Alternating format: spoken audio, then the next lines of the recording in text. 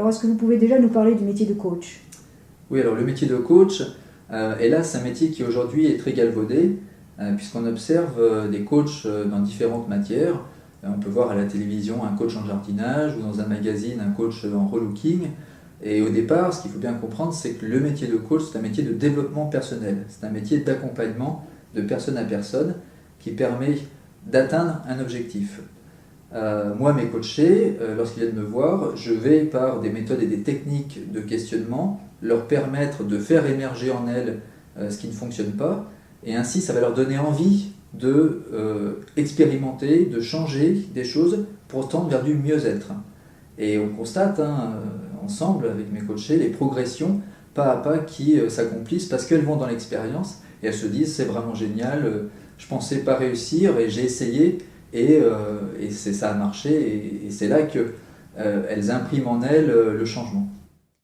Alors quand on parle de neurocomportement, neuro ça fait écho donc à la neurologie, c'est-à-dire que dès le départ, en fait, dès sa tendre enfance, nous allons tous hériter de mémoires de nos générations antérieures, déjà par nos parents, mais même de manière plus large par nos familles et par la société dans laquelle ils ont évolué.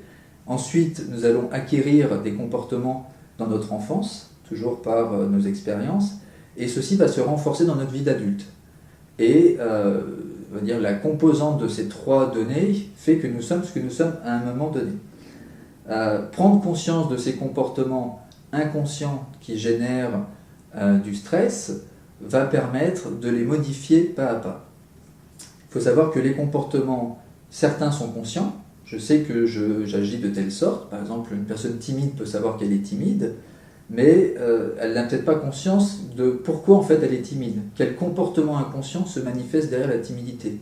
Un exemple, ça peut être la peur du jugement.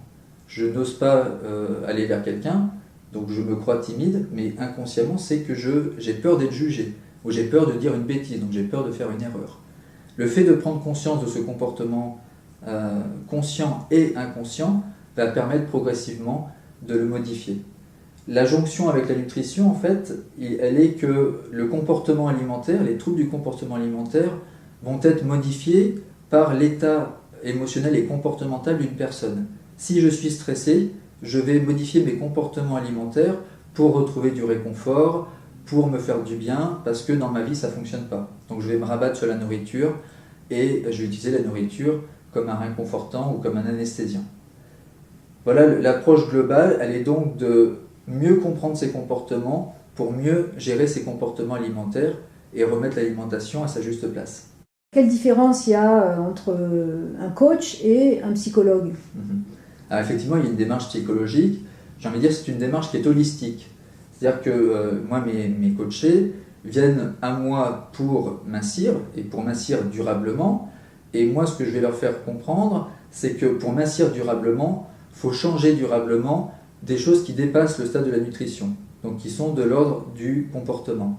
La différence entre la psychothérapie ou la psychologie, c'est que la psychothérapie est plus axée sur le passé, sur le pourquoi, alors que le coaching est axé sur le comment et sur le présent et le futur.